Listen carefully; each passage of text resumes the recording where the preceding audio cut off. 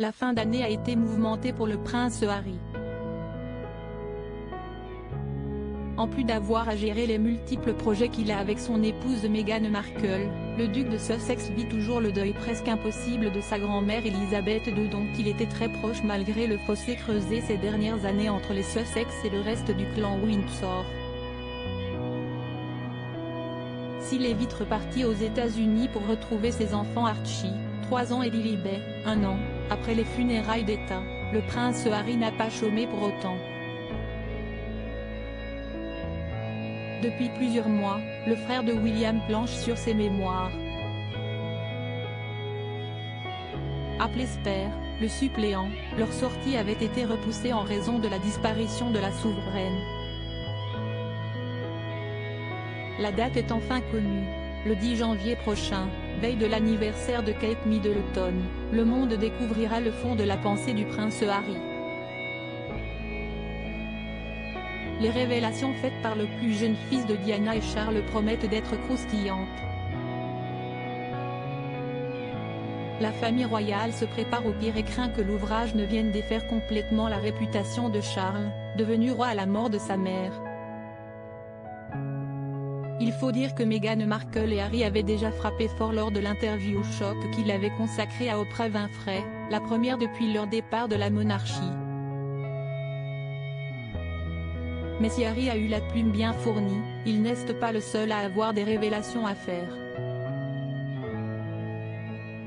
Harry, 21 ans, toy boy d'une femme de 34 ans et mère de 2 enfants. Je suis prête à parier que ces mémoires ne parleront pas de moi. Ces mots sont signés Catherine O'Mahony, une américaine de 51 ans, qui aurait côtoyé, selon ses dires, le prince en 2006. À l'époque, Harry a 21 ans quand il aurait fait la rencontre de Catherine dans un bar londonien. Elle est alors âgée de 34 ans et mère de 2 enfants, ce qui n'aurait pas empêché les deux fêtards de se rapprocher et de se trouver des points communs. Entre Catherine et Harry, l'attirance aurait vite été une évidence. « J'ai vécu l'un des meilleurs moments de ma vie avec Harry », concède-t-elle au Sun on Sunday.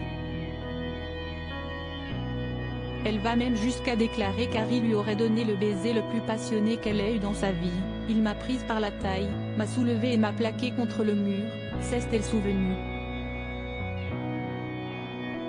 Je suis restée sans voix. Après cette interlude très sexy, les deux auraient continué d'échanger par message jusqu'à ce qu'Harry disparaisse des radars. S'ils se seraient revus par hasard à un match de polo 3 ans plus tard, la rencontre n'est pas allée plus loin qu'une discussion de courtoisie. Si est avec tendresse et bienveillance que Catherine repense à ces moments vécus avec le prince pour qui elle garde une grande affection, j'espère qu'il est heureux et qu'il a enfin trouvé la liberté qu'il recherchait désespérément à l'époque. J'espère que Meghan prend soin de lui et je ne lui souhaite rien d'autre que beaucoup de bonheur et de réussite. Si est quelqu'un de courageux, charismatique, très drôle, intelligent et adorable. Si est Meghan qui va être contente.